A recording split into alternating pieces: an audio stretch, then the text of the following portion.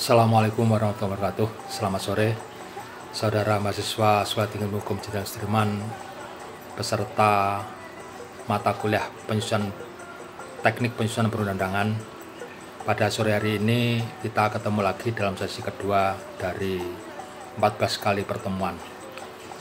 Pada sesi ini, sebelum saya menyampaikan beberapa hal terkait dengan materi, ada satu catatan. Anda yang pertama harap mengisi presensi yang tidak seperti biasanya. Ya, ini Anda cukup dengan menyebut nama, tulis nama, dan terus hadir itu aja.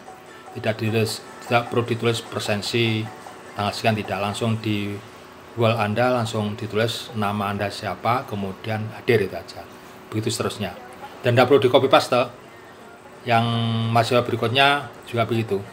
Langsung tulis di wallnya, di dindingnya, di peserta tulis pesan itu cukup ditulis nama Anda, dan itu harus asli sesuai dengan nama asli Anda atau KTP.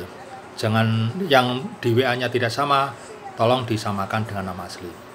Itu aja. Dan waktu presensi absensi ini saya tunggu sampai 20 menit ke depan. Materi ini terdiri dari sub materi. Yang pertama mengenai ilmu perundang-undangan, yang kedua tentang teori-teori hukum yang menyumbang kepada penyusunan perundang-undangan. Apa itu ilmu perundang-undangan? Ini perlu Anda pahami. Di situ dalam materi yang saya posting itu sudah saya terangkan panjang lebar tentang apa itu ilmu perundang-undangan, karena teknik penyusunan perundang-undangan itu tidak bisa lepas dari ilmunya, dari induknya, yaitu ilmu perundang-undangan. Nah, itu ilmu perundang-undangan harus Anda pahami dulu sebelum bisa menyusun peraturan perundang-undangan. Itu yang pertama. Silakan Anda baca. Ada sekitar 2 halaman lebih sedikit mengenai itu. Dan Anda bisa mencari wawasan yang lain mengenai apa ilmu perundang-undangan, tapi intinya sama seperti yang saya tulis dalam ilmu perundang-undangan itu, dalam materi yang saya posting. Yang kedua, ilmu perundang-undangan itu termasuk penyusunan perundang-undangan. Bagian dari ilmu perundang-undangan itu tidak lepas dari ilmu hukum. Bagian dari ilmu hukum, khususnya hukum tata negara. Oleh karena itu kemudian teori-teori hukum, apa teori itu Anda silakan mencari dalam berbagai referensi. Bisa Anda dapatkan secara luring maupun daring. Di daring banyak, di internet banyak. Silakan apa itu teori.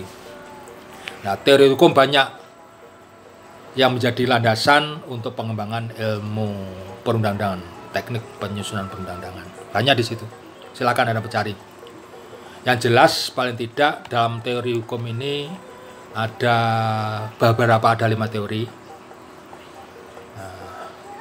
Yaitu teori hukum alam, teori hukum positif yang terdiri dari teori hukum positif analitis dari Hans Kelsen, dan kemudian teori hukum murni khususnya mengenai Stephen Bow teori, gagasan dari Hans Kelsen dan muridnya Hanna Wieski. Kemudian juga ada utilitarisme hukum. Anda silakan mencari itu. Kemudian teori hukum historis atau teori sejarah hukum. Kemudian teori sociological jurisprudence. 5 teori ini paling tidak akan bisa menjadi landasan untuk menganalisis bagaimana seharusnya membuat peraturan perundangan. Itu mengenai teori hukum, dari ilmu hukum. Di samping itu juga ada teori yang lain, disiplin ilmu yang lain yang bisa menjadi bagian dari pengembangan ilmu perundang-undangan, bagian dari teknik penyusunan perundang-undangan, yaitu sosiologi, ilmu sosial, khususnya sosiologi hukum, dan ilmu politik. Anda bagaimana penggunaan sosiologi hukum dan ilmu politik dalam mengkaji penyusunan perundang-undangan ini? Anda bisa melihat contohnya dalam disertasi saya yang di-upload oleh Undip Nusa Diponegoro. Anda lihat saja, cari, ketik nama Anies Ibrahim, kemudian di situ nanti akan Anda lihat dalam cari itu judulnya, kata kuncinya legislasi dalam perspektif demokrasi. Anda cari, akan ketemu utuh mengenai dasar uploadan disertasi saya. Setelah Anda membaca itu, yaitu 2 pokok itu, ilmu perundangan dan teori-teori hukum yang terkait dengan ilmu perundangan, kemudian ada tugas untuk Anda, yakni Anda silakan membuat resum singkat saja, tulisan singkat mengenai 5 teori ini. Jadi 5 teori itu teori hukum alam, teori hukum positif, utilitarisme, aliran hukum kegunaan, kemanfaatan hukum, kemudian teori hukum historis dan teori hukum sosial jurispruden. Ini Anda membuat resum sedikit saja, membuat tulisan singkat mengenai bagaimana ini teori-teori ini menyumbang kepada penyusunan perundang-undangan. Silakan Anda membuat itu, tugasnya yang dikumpulkan sebelum tanggal 30, jadi tanggal 29. Anda silakan upload aja di Google Classroom. Nanti akan saya beri komentar dan saya akan menilai. Itu barangkali pengantar saya. Jadi ya catatan Anda ini setelah ini silakan masuk ke Google Classroom, kemudian baca postingan saya, kemudian cari referensi mengenai berbagai macam teori tadi, kemudian Anda beresum, buat tulisan singkat terkait dengan 5 teori hukum tadi kaitannya dengan ilmu perundang-undangan, sumbangan teori-teori tadi terhadap hukum. Kemudian catatan terakhir, tolong Anda menulis absensi, presensi itu menulis nama Anda dan tulis hadir di belakangnya.